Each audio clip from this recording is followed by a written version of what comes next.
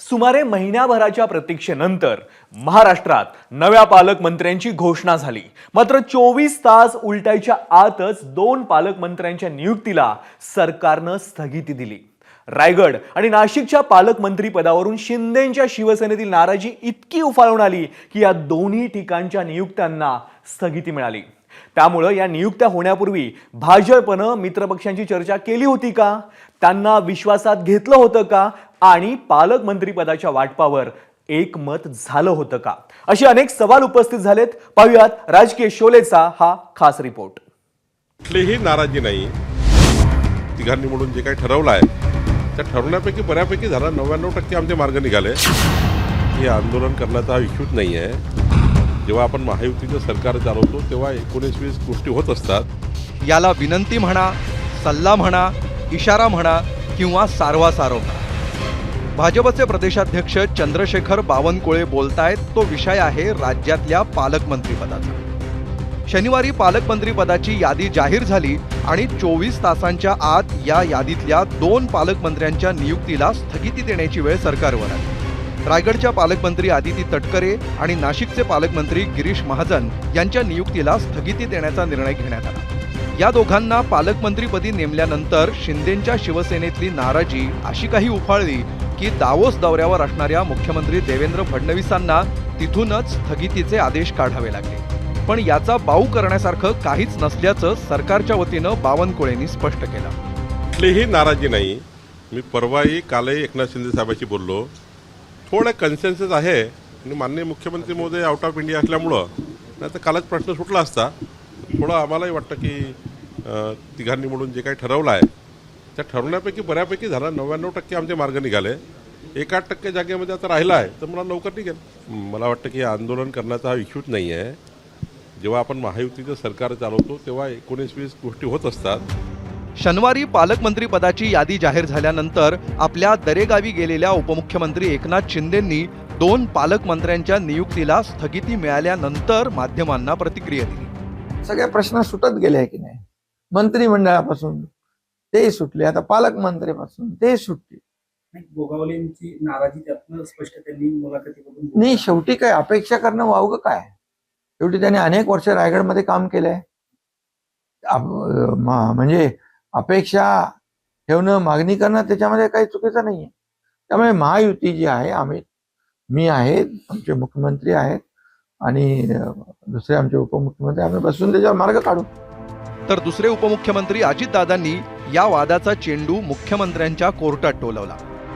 पालकमंत्र्यांच्या संदर्भातला सर्वस्वी अधिकार हा मुख्यमंत्र्यांचा असतो। मुख्यमंत्र्यांनी कुणाला पालकमंत्री द्यावं, कुणाचा पालकमंत्री स्टे करावा हा त्यांचा अधिकार आहे। आज ते डावोसला गेलेले आहेत। डावोसवरून आल्यानंतर ते त्याबद्दलचा निर्णय घेतील। तोपर्यंत त्या ज्यांना जाहीर केलेलं होतं तेच तिथं झेंडावंदन करणार आहेत। तशा प्रकारच्या सूचना मुख्यमंत्री महोदयांनी दिलेल्या आहेत। रायगड आणि नाशिक या 2 जिल्ह्यांमधील पालकमंत्री पदावरून रंगलेल्या वादाला राजकीय बलाबल आणि भविष्यातल्या समीकरणांची किनार आहे। रायगडमध्ये असणाऱ्या 7 आमदारांपैकी शिंदेंच्या शिवसेनेचे 3, भाजपचे 3 तर राष्ट्रवादीच्या आदिती तटकरे या एकमेव आमदार आहेत। शिवाय वय आणि अनुभवानं भरत गोगावले हे आदिती तटकरेंपेक्षा ज्येष्ठ आहेत। जिल्ह्यात 3 आमदार असतानाही पालकमंत्रीपद नाकारलं जाणं आणि आदिती तटकरेंनाच पुन्हा एकदा संधी देणं ही बाब शिंदेंच्या शिवसेनेला पचनी पडलेली नसल्याचं स्थानिक आमदारांच्या प्रतिक्रियांमधून स्पष्ट झालं।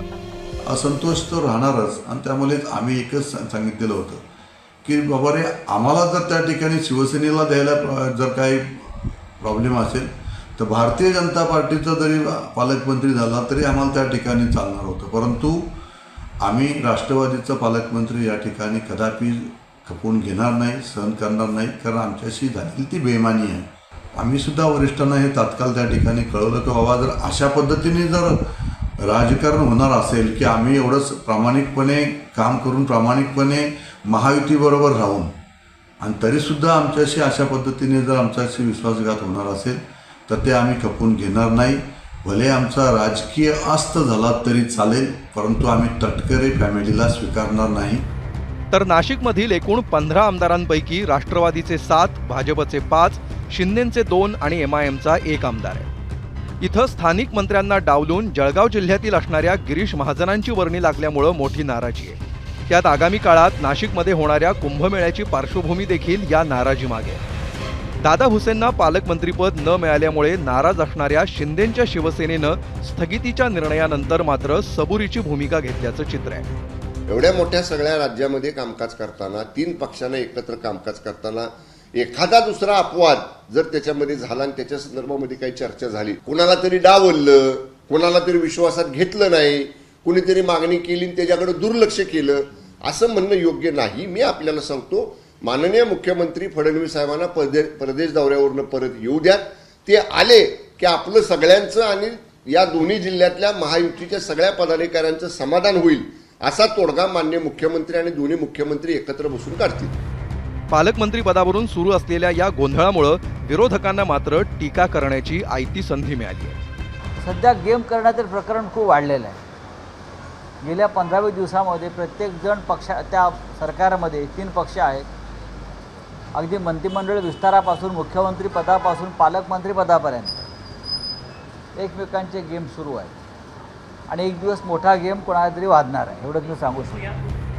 पूर्ण बहुमतानं सत्तेवर आलेल्या फडणवीस सरकारनं पालकमंत्री पदाच्या यादीबाबत विचार करण्यासाठी जवळपास महिनाभराचा वेळ घेतला.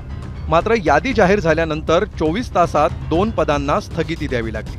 यादी जाहीर करण्यापूर्वी शिंदेंसोबत चर्चा झाली होती असं भाजप नेते सांगत असले तरी त्या चर्चेतला 19-20 फॅक्टर काय होता हे गेल्या 24 तासात स्पष्ट झालं.